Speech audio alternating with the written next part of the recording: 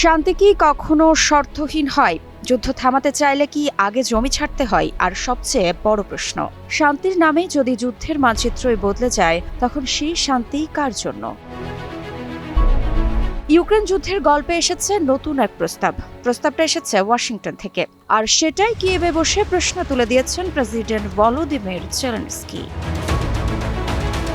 এখন প্রশ্ন, প্রস্তাব কি? জেলেনস্কির দাবি, যুক্তরাষ্ট্র চায় ইউক্রেন তার পূর্বাঞ্চলের দোনেস্ক অঞ্চলের কিছু অংশ থেকে সেনা সরিয়ে নিক।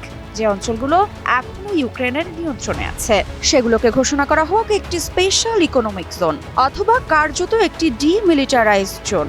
অর্থাৎ সামরিক উপস্থিতি থাকবে না, ইউক্রেন সরে যাবে আর রাশিয়া অগ্রসর হবে না, এমন প্রতিশ্রুতি দেবে। কিন্তু এখানেই আসে ইউক্রেন কেন রাজি হবে এমন প্রস্তাবে। তবে ইউক্রেন রাজি নয়, এটাই বাস্তবতা। জেলেনস্কি স্পষ্ট করে বলেছেন, শুধু ইউক্রেন একতরফা সরে গেলে সেটা কখনোই ন্যায্য হবে না, রাশিয়াকেও একই দূরত্বে পিছু করতে হবে। তিনি প্রশ্ন তুলেছেন, রাশিয়াকে কে থামাবে? তারা যদি সাধারণ মানুষের ছদ্মবেশে ঢুকে পড়ে, তারা যদি আবার ধীরে ধীরে অগ্রসর হয়, তখন কি হবে? এই প্রশ্নগুলোকেই তিনি বলেছেন ভেরি সিরিয়াস কনসার্নস। এদিকে রাশিয়ার দাবি আরও ভয়াবহ। মস্কো চায় দোনেস্ক অঞ্চলের প্রায় 30% এলাকা পুরোপুরি ছেড়ে দিক ইউক্রেন। কিয়েভের উত্তর একটাই, না। কারণ আজ জমি ছাড়লে আগামীকাল সেই জমি হয়ে উঠবে নতুন আগ্রাসনের দরজা। তাহলে যুদ্ধ থামাতে আমেরিকার তাড়া কেন? জেলেনস্কি স্বীকার করেছেন, যুক্তরাষ্ট্র চায় দ্রুত যুদ্ধ শেষ হোক, খুব দ্রুত। কিন্তু তিনি সতর্ক করে দিয়েছেন, শেষ এক মাইলই সবচেয়ে কঠিন। এই জায়গায় সবকিছু ভেঙে পড়তে পারে।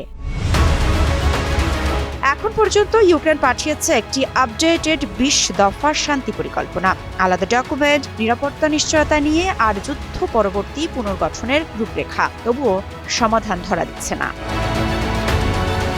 এদিকে আরেক বিস্ফোরক ইস্যু, জাপোরিজিয়া পারমাণবিক বিদ্যুৎ কেন্দ্র। ইউরোপের সবচেয়ে বড় এই পারমাণবিক বিদ্যুৎ কেন্দ্র 2022 সালের মার্চ থেকে রাশিয়ার দখলে। জেলেনস্কির প্রস্তাব, রাশিয়া সরে যাবে, কিয়েভ এই কেন্দ্র পরিচালনায় আমেরিকার সঙ্গে যৌথ নিয়ন্ত্রণে যাবে। কিন্তু এখানেও প্রশ্ন, রাশিয়া কি কখনো রাজি হবে? বাছাইকৃত কাঁচামাল ও স্বয়ংক্রিয় ইউরোপিয়ান মেশিনে তৈরি হয় all time honeycomb, all time healthy life. তবে সবচেয়ে গুরুত্বপূর্ণ কথা, শেষ সিদ্ধান্ত কে নেবে?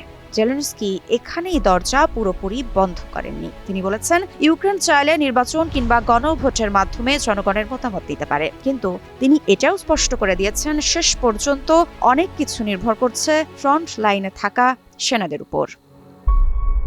মৃত্তিকা সিনহা বিশ্বাস, নিউজ 24।